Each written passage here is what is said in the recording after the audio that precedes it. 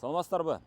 Аты жөнүм Ыдырыс Исаков, мен Оштомун. Оштун мынау Кыргыз улуттук драма театрынын коросунда турамын.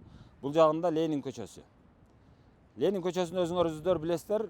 Кыргызстандагы бардык шаарлардын борбордук көчөсү Ленин көчө деп аталат. Ошол борбордук көчөдө турам. Анан бул жолу мен сиздерге бир кызык нерсени айтып берейин деп атам. Ал кызык нерсе мындай. Бизде ушул жетекчилер гана гений боло берет дагы, башкасы мындай келесоодой да. Дайыма ушу жетекчилер келип, жетекчилер гана бир ишке автор болушат, жетекчилер гана бирдемени кылышат. Анан жөнөкөй кишилер мындай келесоодой. Эми мунун бир жакшы жагы бар экен, бир жаман жагы бар экен. Жакшы жагы, эгерде жетекчи чындап эле Султан Ибраимовдор сыяктуу гений боло турган болсо, анда жакшы нерселер ишке ашат экен. Урматтуу боордоштор, бул жарнама сиздер үчүн. Адамды бактылуу кылган иш болот, күлкүнү көрктүү кылган тиш болот. Сиздердин күлкүңүздөргө көрк кошууга Ваш стоматолог клиникасын сунуштайбыз. Ваш стоматолог тишиңизге пломба коюу, имплант кадоо, брекет кадоо кызматтарын көрсөтөт. Мындан сырткары урология жана гинекология бөлүмдөрү дагы бар. Дареги Москва шаары, Лухмановская метросу, Светозерская көчөсү 32. Телефону +7 925 960 0075 +7 925 891 88 84. Тишиңиз оорутпай калса эле бемарал жүрө бербеңиз. Тиш сыйлаган зор болот, тиш кордогон кор болот. А эгерде жетекчилер соодагер боло турган болсо, жетекчилер эми жанагындай бир көчөдөн келе турган болсо, базарком боло турган болсо, ошонун деңгээлиндеги иштер болот экен. Мисалы караңыздар, мынау ошол Султан Ибраимовдун тушунда курулган Ош улуттук драма театры. Мынау жерде мынау короосу бар.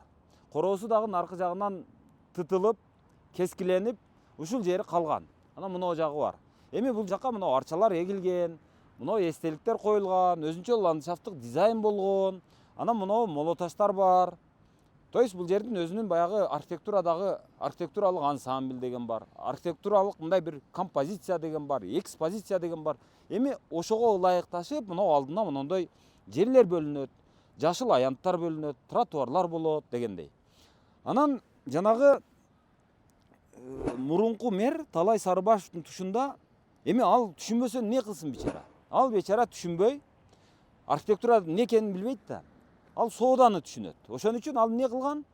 Мынау жерге ушул мынау жактагы молоташтар турса, ушул драм театрдын жанагы бакчасы турса, ошонун баардыгын тосуп, өзүнчө гений болуп, мынау жерге камок коебуз, дүкөн кылабыз дагы, бул жерди гүл базар кылабыз деди.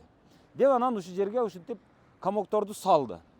Салып элге таратып берди. Бир канча адам келди дагы, бул жерге кафель басышты, бул жерди ремонт кылышты, бул жерге анын товарларын алып келип койду.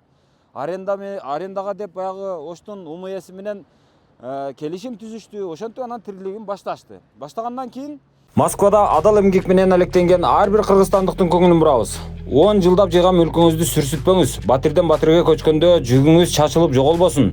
Жыйган терген оокатыңызды айылга, апаңызга, бала чакаңызга жибериңиз. Москвадан салган аманатыңыздын амандыгын Жылдызбек жана Ильязбек аттуу мекендештерибиз өз кепилдигине алышат. Сиздин жүгүңүз Тез Көлдүн Караколуна, бери жагы Баткендин Айдеркенине чейин аман жетет. Байланыш үчүн +7 977 955 28 79 же +7 922 543 96 85 номерларына чалсаңыз болот. Жылдызбек менен Ильязбек алыстан салган аманатыңызды айылыңызга аман алып барышат.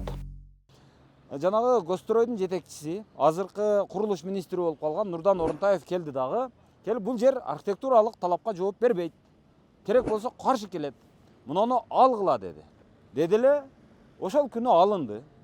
А бирок муну асты калып кетти. Асты же азыр тротуар эмес, же жөн жер эмес тегиз, же парковка эмес.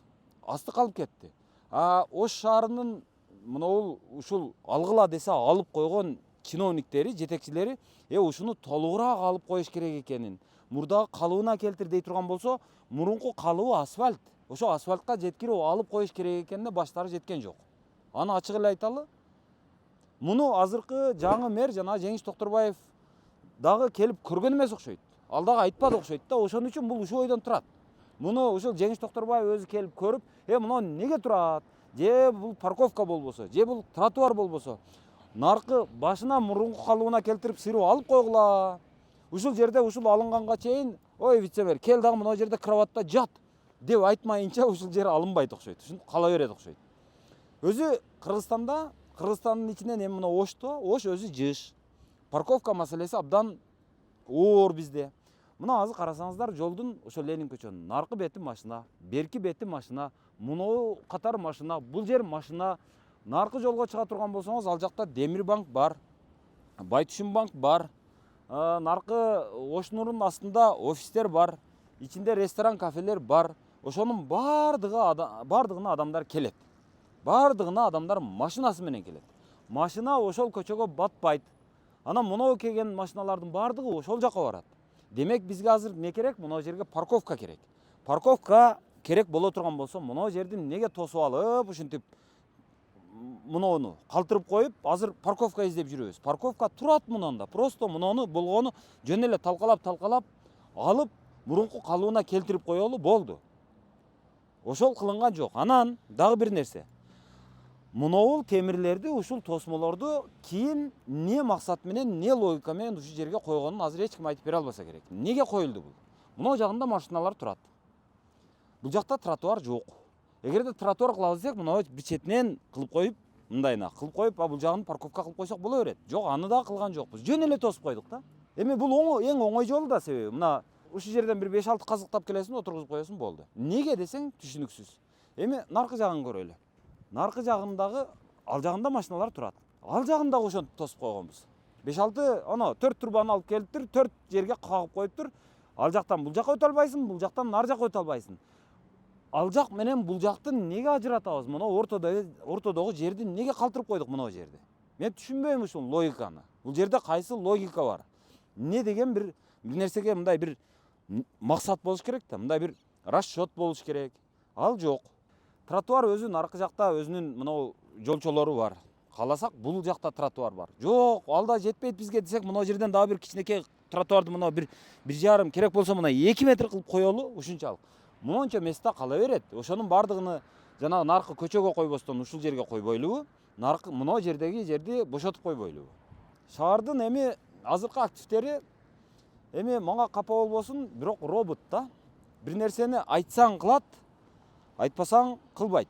Айтканды да чала кылышат, анан кала берет. Аны сөзсүз ошол азыркы Меркель анан айтса кылат. Эми буларга да ушунчалык эме да. Мен ошон үчүн азыркы деги эле Кыргызстандагы бардык эле жетекчилерге, айрыкча шаар башчыларга айтат элем да. Ушул өзүңүздөр гений болбой эле коюңуздарчы сураныч деп. Себеби ушул мэрлер гений болгондо шаарларды бузат экен, шаарларды урод кылып салат экен. Мунун эмне кереги бар мисалы? Наркы жагында машина турат. Мына жерди неге жөн эле ачып койдук? Бул жерде эмне балдар ойнойбу? Жок. Бул жерде эмне адамдар отурабы? Жок. Бул жерде бир не болот? Бир максат барбы? Жок. Мындай өзүн акташ керек да, бир жерди тоссок, ошол жер өзүн акташ керек. Мындай оправданный болуш керек да, оправданный эмес. Мына жери мына. Бул жагы парковка болуп турат. Бул жерге бир адашпасам бир 1000ге жакын орун бар.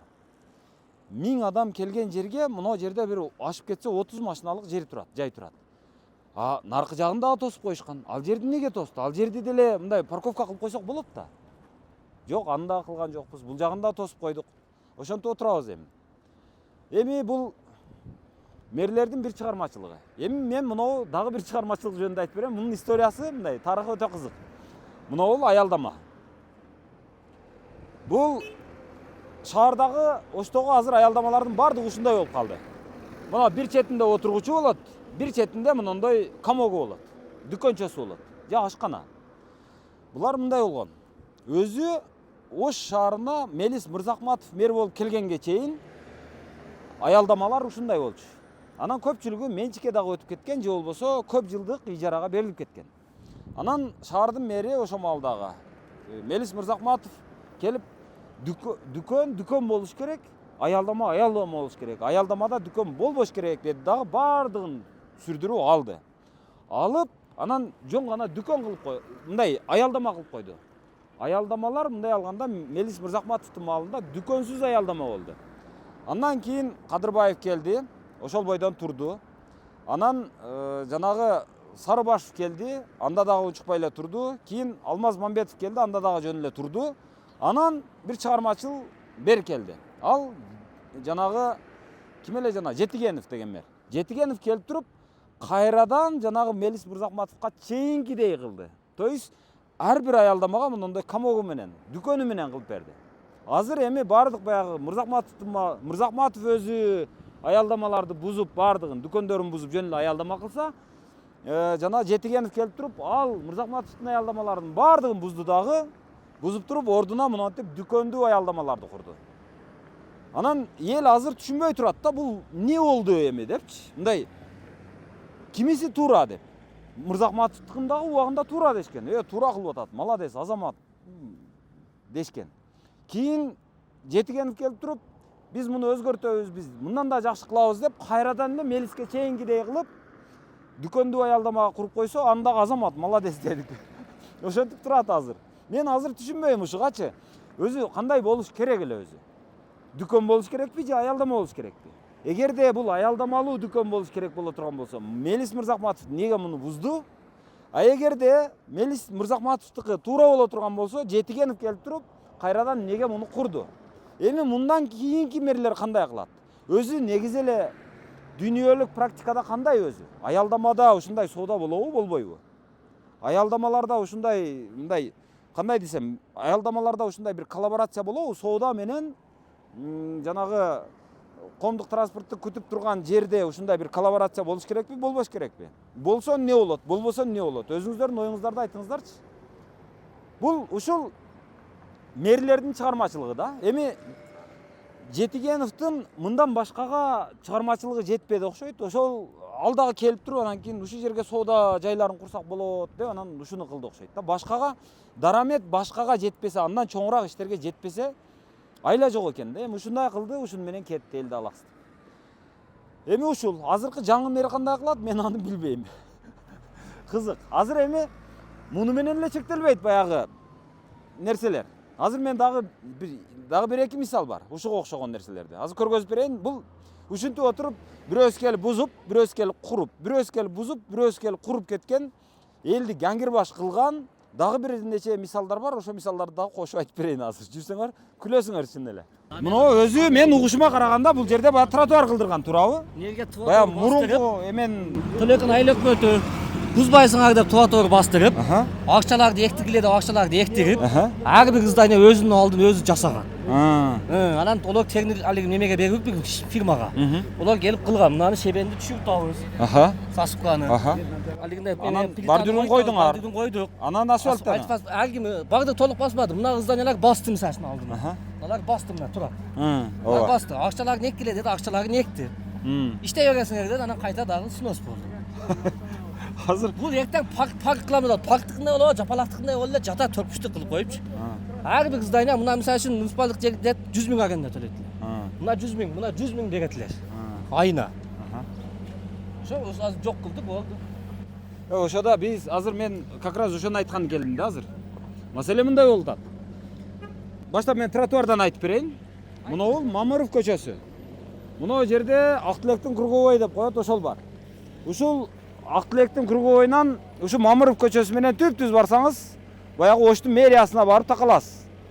Анан бул жерде мындан 2 жыл мурун баягы Зиядин Жамалдинов Ошто губернатор болуп турган учурда айыл өкмөттөргө айттырып, мына жерди тротуар кыласын деген. Анан угушума караганда мына эл өзү акча чогултуп, өздөрү ушинтип анан кылышкан.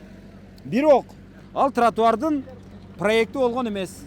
Билишиме караганда, ал тротуардын жанагы ал проектиси ошол долбоору, ал экспертизадан өткөн эмес. Анткени булар жөн эле тротуар кылышкан. Анын арыгы болот, анан жашыл зонасы болот. Ошолору мындай бир нормага ылайыкталып кылынган эмес. Ал генпланда дагы жок болчу. Ошонун айынан азыр мына жерлердин баардыгы мурда Төлөкөн айыл өкмөтүнө караса, то есть Кара Суу районуна караса, азыр Ош шаардык мэриясына өттү. Шаардык мэрияга өткөндөн кийин бул жерди анан муну баардыгын азыр бузуп атат. Болгону 2 жыл өтө элек арада. Ошондо элди биз неге мындай гангирбаш кылып атабыз деген суроо. Бир жетекчи келип туруп, мына жерге акча салгыла, спонсор болгула, өзүңөрдүн эсебиңерден кылгыла, ушул жердеги эл үчүн, жер үчүн, шаар үчүн деген кооз сөздөрдү айтышат дагы, муну кылдырып коюшат. Анан эл ага ишенет дагы, ушундай бекен, макул эми ушул жерде соода кылып атсам, ушул жерден нан таап атсам, рызкым ушул жерде болсо, анда мен кылса кылайын деп нары карап ыйлап, бери карап күлүп анан кылат. Кылгандан кийин 2 жылдан кийин башка жетекчи келет. Башка саясат болот. Жаңы жетекчи, баягы жаңы шыпыргы жаңыча шыпырат болот. Анан монтип алынат. Эл ора ортодо. Эл чабылып атат. Анан эми мынау камоктор. Азыр бул камоктор дагы алынып атат. Камоктордун курулганына көп жыл болгон жок. Алды 10 жыл болду, арты 1 жыл, 1 жыл, 2 жыл. Кайсы мына 1 ай болду? 1 ай болду. 1 ай болду. Биз мындай энергетик элдер мисалы үчүн общий объект 30 та адам бар. Ушуну бопту жылдыр десе жылдырайлы дедик. Архитектор келип бир немеде фондо түзүп берсин, алдын жасайлы дедик. Чатти кылып, жарыктанса жарыктып көчөтөк десе эги акчалардан бери. Иши кирген ал көктүн бузбасын деп, жема темир сезектерге карабайбыз. 30 та объектибиз бар. Карап чатти кылып зданияны мындай гүлдөтүп жасап неме кылайлы десем бербей атат бу жерде азыр. Жолда парк кылам дейт. Эртең парк кылса жапалактыктай болуп жатат, мен гарантия берем бу жергечи. Жо, эми ал парктын өзүнчө максаты бар, эми аны азыр айтып отурган башка. Эми дагы бир маселе, бул туура айтып атат бир жагын. Азыр түшүндүм. Азыр мындай, менин мыноолорду бузуп атканына, парк кылам дегенине, буларды алып атканына, жолду кеңейтем дегенине менин дагы элдин дагы каршылыгы жок. Бирок маселе мындай, элди жангирбаш кылып атабыз, элди ора кылып атабыз дегеним. Бир жетекчи келет, мына жерге уруксатпы? Кана дейт дагы, бер, алып кел кагазыңды деп туруп, колду коюп берет. Буларга үмүттү берет. Баягы азыр бизде бир эң жаман нерсе пайда болгон, жанагы убактылуу деген. Убактылуу берип турар, убактылуу деп колду коюп берип коет. Бирок убактылууга дагы азыр капиталдыктан кем эмес акча кетет. Ошентип акчага булар түшөт. Анан 1-2 жыл соода кылат. 1-2 жылдын ичинде булардын баягы чыгымдары акталбайт. Анан саясат өзгөрөт. Анан аны келип туруп, генплан боюнча мындай эмес экен деп туруп, анан кийинки жетекчи аны снос кылып баштайт. Азыр ушундай нерсе болуп атат. Мен азыр муну сноска деле каршы эмесмин. Бирок муну эгерде ушундай боло турган болсо, генплан болсо, мынау Ош менен Кара суунун ортосунда мындай бир макулдашуу, сүйлөшүү, телефондошуу, мынау жердин келечеги кандай, генплан кандай, негизи кандай болот, Ош каяка карап өсөт? Бул жерге бергенге болбойт, элди ооракып коебуз, бербей тургула десе болобу? Ал делинген эмес. Кара суу өзүн билемдик кылып бере берген, акчаны ала берген, булар оора болуп акчасын сарптай берген. Азыр Ошко жаңы мэр келди, бул жерлердин бардыгы Ошко өттү. Анан бул жердин бардыгынан снос кылып баштадык. Ортодо элди жангирбаш кылып атабыз. Элди мындай чаап салып атабыз. Мынау ак үй 2 этаж турат го. Мына үй, мына кирпич. Ошону ортолугунан мындай көчө чыгып туруп, мынандайдан наркы көчөгө уланган. Мынанты бар жокты тосуп алышты. Мынага чыкпай эле. Өзү проект боюнча мындай жол бар да. Ошондо кай жерден чыгат? Мына жерденби? Ана 2 үйдүн ортосунан ушул жерден чыгат, ана кирпичтен чыгыш керек эле. Жок, аяктан чыкты, чыгып бурулуп мына ушул жер жолбу ошондо? Ушул жерде ошо жолдун местасы. Эми бизге майлы мына жакка кылбаса, мына тушта мына чоң көчөгө улап берсе жакшы болмок. Биз азыр тупикте турабыз да. Азыр ошол 2 үйгө машиналар каяктан келет? Нарк көчөгө өзү самосаятын көчө, тар көчө өзүбүз айласынан өзү салганбыз. Ошол жактан киребиз азыр. Жери учар. Өзү эски проект боюнча мына ортолукта жол бар. Мындайдан чыгып, мындан нарк көчөгө уланыш керек эле проектте өзү. Ону эми бул биякта эми мурунку бийликте иштегендер мындай экен, биздин карапайым элди эч ким укпай койгон. Айыл өкмөткө бардык, башка жактарга бардык, башка жактарга жол маселелери жаздык, эч ким чече албай койгон муну. Түшүндүм. Эми убакыт ачып берсе жакшы болмок. Жаш балдарыбызга бизге аянча жок. Көчөгө чыксак, бул биздин көчөнү азыр кирип көрсөң болот. Ылайга белчеден ылай. Өзүбүз ушу 90-жылы берилсе, мына ушул жылга чейин өкмөттөн бир жардам болгон эмес.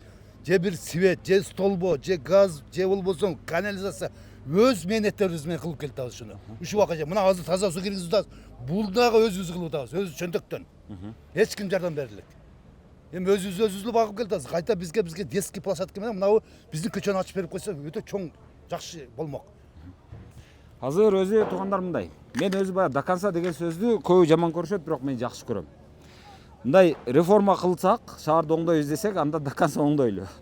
Азыр бул киши айтып атат. Наркы жактан мына Учардын көчөсү бар. Ошол көчөгө параллел мына 2 үйдүн ортосунан мындай кадимки көчө келген деп атат. Келип туруп, мына жерден келгенде мына дубал менен тосулган тупик болуп калган деп атат. Андан сырткары наркы жактан Учардын чоң көчөсү мынау жерден чоң поворот алып, мынау жактан мынандай бурулуп Мамыровка кошулат эле деп атат. То есть Мамыровдун жанагы бурулушу бул мынандай чоң болот эле. Мынау Невромед деп атабы? Невромед деген клиника ошол жолго салынып калган деп айтып атат. Мен аны бирок так айта албайм. Ушундай эле ушул алыныш керек дей албайм. Же болбосо жок, бул калыш керек дагы деп айта албайм. Бирок эми муну караш керек. Азыр элдин баардыгы алынып атса, мыналар турган болсо, азыр мындай теңдик болбой атат, калыстык болбой атат деген азыр ушундай элдин кинеси бар азыр. Ошону азыр шаардын мэри эгерде мындай бир нерсени кыла турган болсо, анда баягы азыркы бийликке элдин үмүтү, бийликти алып келип аткандагы элдин урааны до конца болсо, анда до конца кылалы. Менин оюм ошол эле, до конца. Ошол эми. Анан негизи эле ушул чоңдордон бир сураныч да, элди оор кылбасак.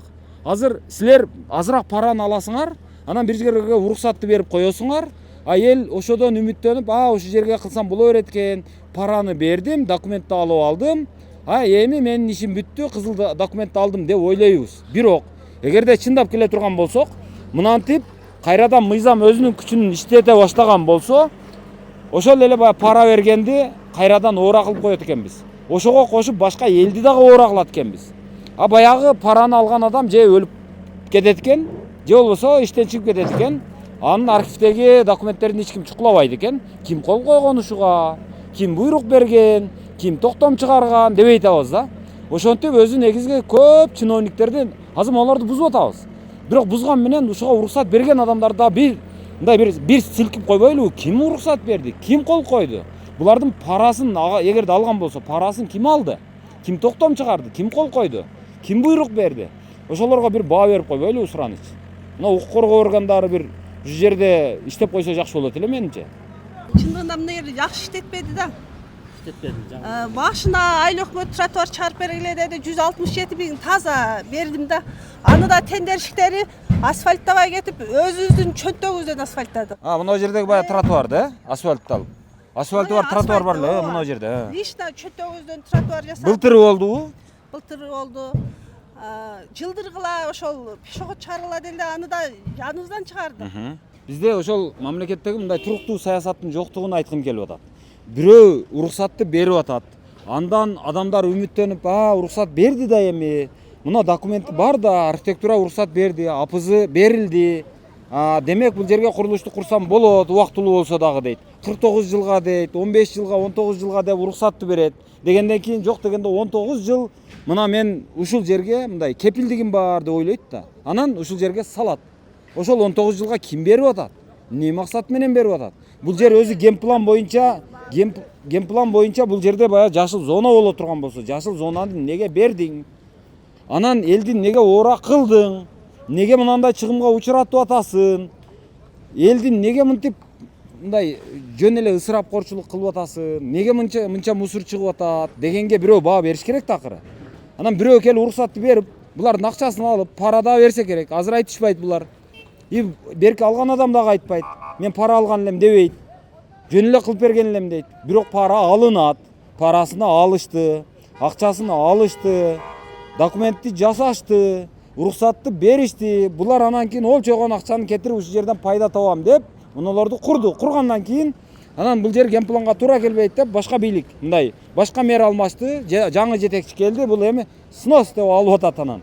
Мен ошону айтып атам, элди неге мынтип оор кылабыз? Элди неге мынчалык кордойбуз? Берилбей турган жерби бербей кармап турбайлыбы? Бериле турган жерби аны берейли. Бергенден кийин тийбейли. Берилбей турган жерби анда бербейли, таптакыр бербейли. Берилбейт айланайын. Бул берилбейт. Турса тура берсин, чөл болсо чөл болуп кетсин. Бирок берилбейт деп бербей койсок болот да. Элди оор кыла бербеш керек да, элди жөн эле чаба беребиз ушинтип эле. Азыр элге баягы элге алдап макул боло берет, карындашым иштетип тура бер деп берип коебуз. Деп анан кийин ушул жерге акчаны коротот, анан өлөт. Мына жерди мына аял дагы айтып атат. Ушул жерге деп атат. Асфальттагыла, тротуар кылгыла, эки жагын бордюр кылгыла, жашылдандыргыла деп айтты дейт. Төлөкөн айыл өкмөтү. Төлөкөн айыл өкмөтүнө ким айтты? Ага Зиядин Жамалдинов айткан деп атат. Мурунку губернатор. Ал дагы ал ненин негизинде айтты? Ал генпландын негизинде айтты. Ал бир кайсы бир проект негизинде айтты. Ал проектси экспертизадан өттү. Бир жерде бир талкуу болду. Анын генпланы иштелди. Анын бир архитектуралык бир мындай бир корутунду бирдемеси барбы? Бир жерде бекитилдиби ал? Ал жок. Жок эле анан кийин элди ора кылып эле мына жерди мындай кыласыңар. Мына жерди мындай кылып койгула. Өзүңөрдүн жаныңардан деп коюп акырында анан ал кетип калгандан кийин мынатип бузулуп жатса. Бул туура эмес да, ушуга окшогонду кичине ойлонуп кылсак, элди мындай оора кыла бербесек деген эле ой. Ошол. Болор иш болду бирок ошол чоңдордун ушул аракетине дагы бир баа бериш керек да. Ортодо эл жөн эле чабылып кала бербеш керек. Бирөө уруксатты берип, анан бирөө аны жокко чыгарып, ортодо мына чыгымды ким төлөйт азыр? Азыр дагы бир мисалды айтып берейин ушуга окшош. Ал мына эмеде Оштун кире беришинде. Так, ушул жер туугандар. Бул Нокатский подъем деп коет. Нокат подъему дейт. Же болбосо Ош Нокат жолу, Ош Баткен жолу. Бул трасса. Анан мына ушул трассанын бул бетинде таштанды талаасы бар. Таштандын таштай берет шаардан алып чыгып, шамал учуруп жолго трассага түшүрө берет. Анан мына жагында, жолдун бул жагында, жолдун чыгыш тарабында дейли, чыгыш тарабында мындай шагыл ушуга окшогон заводдор бар. Анан мына ушуларды кайсыл губернатордун тушунда, азыркы Жантаевдин тушунда экен, так эсимде жок, мен так билбейм. Же анда мурунку жана Зиядин Жамалдиновдун маалында иши кылып, ушул жакты ушинтип дубал менен тоскула деген буйрук чыккан. Анан мына жердеги ишкерлер өздөрүнүн жанынан акча чогултуп, акча кетиришип, анан мынантип стойкаларды коюп, анан бул жерди бетондоп тосушкан. Тосуп ошол бир 2 жылдай турду. Тургандан кийин кече мына Оштун жаңы мэри келди. Келип туруп, ха дегенде эле ушул жерге келди дагы, келип мыналардын бардыгын Афганистандай кылбай алгыла деди. Өзү ошондо мындай түшүнүксүз болуп калды да, мурунку ушул жерди дубал менен тоскула деген буйрук туура беле, же азыркы мэрдин муну ачкыла жок кылгыла дегени туура беле. Мен түшүнбөй калдым ошону. Анан ал бир нерсе. Ушул жетекчилер ошо бири келип оюна бирдеме келсе, ал өзүнчө буйрук берип бир чыгымга учуратып, курдуруп, экинчиси аны буздуруп чыгымга учуратып. Кыскасы ушундай болуп атат да, бирөө келет кургула деп чыгым кылдырат, бирөөсү бузгула деп чыгым кылдырат. Ошентип элди чаба бербешибиз керек да туугандар. Эми ушундай болду. Буга ким, мисалы, ким жооп берет? Ким ушул элдин чыгымын ким мойнуна алат мисалы? Бузгула деген алабы же кургула деген алабы? Мен түшүнбөйм ушуну. Эми өзү мына жолдон мен бир нерсени мындай жеке бир нерсени айтып коеюн. Ушул жолдон мен 2000-жылдан бери каттайм. Мен өзүм Нокаттан болом. Нокат менен Оштун жолунун бою ушул. Мен жаңы студент болуп 1-курста ушул жерден каттаганда азыркыдай мындай машина менен каттабайт элек. Биз бул жолдо баягы автобустар менен каттайт элек. Сары автобустар бар эле. Анан машина транспорт ушунчалык аз экен көрсө, ошол жерде бул жерде тикебизден тик туруп айылга Нокатка кетет элек. Же ошентип кысылып, ошо 100 км жерден тик туруп Ошко келет элек. Ошондой оор заман өткөн. Эми ошондой заманда мына жак жөн эле жаткан тала эле. Таштанды тала эле. Ар жери казылган. Бир дагы мондай техника жок эле. Анан бардык нерсе токтоп турат эле. Бирок мен 2000 ошол каттап жүрдүм. Үйгө каттайм, үйдөн Ошко каттайм, кайра үйгө каттайм. Ошентип жүргөн маалдарда о жактан бир завод иштей баштады. Бирөөсүнүн алдына ушул дайыма ушул шагыл үйүлүп калат. Анча-мынча түтүн чыгып калат. Анан баягы конвейерлер иштеп калат. Иштеген сайын мен ошо маалда студент элем, бирок мен сүйүнөт элем ошого. Бизде дагы бир кичинекей бир цех болсо дагы, кичинекей бир конвейер болсо дагы, кичинекей бир завод сыяктуу бирдеме иштеп атат, бир мотор айланып атат, бир шагыл ушул жерден чыгып атат деп мен ошого сүйүнөт элем. Бул азыр жөн эле көркөм сөз эмес, бул чындап эле жүрөктөгү сөз. Мен ушул жердеги бир кичинекей ишкана ушинтип кыбырап иштеп атканга мен сүйүнгөнмүн. Кийин бара-бара ушул жер жанданды дагы, бул жерде анан көп заводдор пайда болду. Шагал завод, бетон завод, асфальт завод, жана башка дегендер пайда болду. Анан бул жерде мындай техникалар пайда болду. Мен дайыма ушул жерде техника пайда болгондо, дайыма ушул жерден бир түтүн чыгып атканда, дайыма ушул жерден бир мотордун күркүрөп иштеп атканын көргөндө, же дайыма ушул жерде бир шагылдар үйүлүп туруп калганда, мен сүйүнөт элем. Кыргызстан жанданып атат. Кыргызстан бутуна тура баштады. Кичине болсо дагы мындай чөгөлөбөй калды. Бир аз болсо дагы мындай ушул ордунан тура баштады. Ылтынып атат, өрмөлөп болсо дагы ордунан жылып атат деп мен сүйүнчүмүн. Бирок кечеги мэр келип, мына жерди эми бузасыңар, аласыңар, нарга кетесиңер деген ойду айтыптыр. Бирок аны кийин кой деп анан ага түшүндүрүштү окшойт. Түшүндүргөндөн кийин анан макул эми калгыла болуптур деди. Эми анысына макул, шүгүр, рахмат. Бирок мына бул чоңдордун мен айтып коеюн деген жерим ушул да. Чоңдор өздөрүнүн сөзүнө бир жоопкерчилик алса дейт элем да. Чоңдор бир буйрукту берсе, ал баары бир жакшы чоңбу, жаман чоңбу, акылдуубу, акылсызбу, туурабы, туура эмеспи, ал аткарылат. Анан ошол ар бир сөзү аткарыларын сезиш керек да. Ал аткарылгандан кийин анын же кесепети терс болот, же болбосо ошондон бир жакшы бир нерсе өнүп чыгат, жакшылык болот. Мына жерде бирөө келип тос деди, балким ошол жакшы болгондур. Бирок кийин келип бирөөсү ал деди. Азыр кимисиники туура, кимисиники ката экенин билбейбиз. Бирок ортодо далилсиз бир чындык бар. Ортодо эл чабылды жөн эле. Муну курганга дагы элдин акчасы кетти, бузганга дагы элдин акчасы кетти. Чоңдордун болгону оозунун жели гана кетти, и все. Жоопкерчилик алышкан жок. Кур деген да калган жок, буз деген да калган жок. Ушинтип элди баягы чаба бербешибиз керек да, туугандар. Чоңдор өздөрүнүн сөзүнүн, күчүнүн жоопкерчилигин сезиш керек, жана ошол жоопкерчиликти мойнуна алыш керек деп ойлойм. Ошону этият кылсаңыздар дейт элем. Ошол эми. Бул эми Оштогу азыр бул бир-эки мисал, бирок бул Ошко азыр Оштун мисалында айтылып аткан менен бул Баткенге, Нарынга, Көлгө, Таласка, Чүйгө, Бишкекке, Жалал Абадка жана башка шаарлардын жерлердин баардыгынын жетекчилерине тиешелүү сөз өзү. Баардыгында ушундай болот. Бирөө келип бирдемени кыл дейт, бирөө келип бирдемени ал дейт, буз дейт. Бирөө келип дагы кайрадан кур дейт. Ортодо эл чабылат. Эл зыянды эл тартат. Ошого жеткирбесеңиздер. Ошол бир буйрукту берип атканда мындай бир ойлонуп, бул буйруктун артында канча акча турат, ал акча кимдин мойнуна жүктөлөт, аны бул көтөрбөйбү деп ойлонуп койсоңуздар.